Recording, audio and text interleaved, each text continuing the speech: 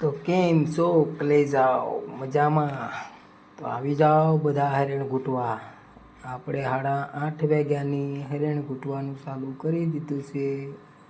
9 વાગ્યા પટ મારી કમ્પ્લેટ પાવડર ઉડાડવાનો બાકી રહ્યો છે. હવે આગળ આપણી હરણ ઘૂંટાઈ જાય એટલે હીરા બીરા લઈ આવી અને મંડીએ કામ કરવાનું ચાલુ.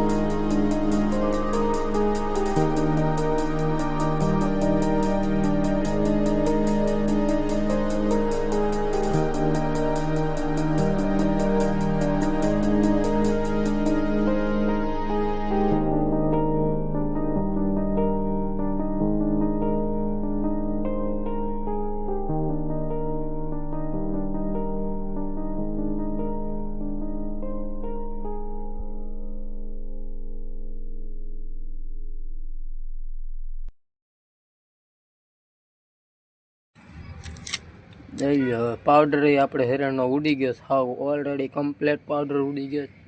હેરણ એ કાળી ભમ્મર મકોડા જેવી થઈ ગઈ છે. કટોરો હેરણની માથે મૂકીએ ને તો કટોરું હોત ને હેરણમાં દેખાય એવો પટ આવી ગયો. કંઈ ઘટે નહીં પટમાં. એટલે અડધી પોણી કલાક ઘૂંટી પણ પટ આવી ગયો કાયદેસર. એટલે હવે આપણે બહુ કંઈ ઝાઝી નથી ઘૂંટવી, ખોટો પટ બાળવો નથી. એટલે હવે હેરણ કાઢી બોલે કોટડ કાઢી નાખીએ. ક્વેટેડ હોત ને કટોરામાં સોટી ગઈ.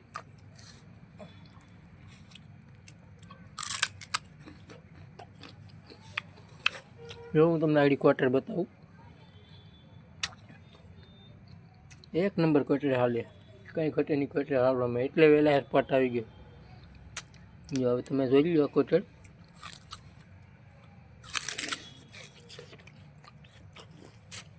કેમ છે. ને મોટું બધું ટેબલ કાપ્યું હોય એવું સબકું.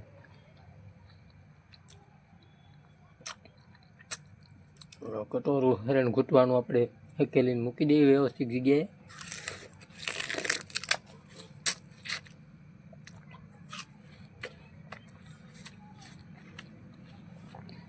પ્લેટ બ્લેટ સાફ કરી નાખીએ. બસ શુભ શરૂઆત કરી દઈએ નવા વર્ષના હીરા ઘઉંવાનું.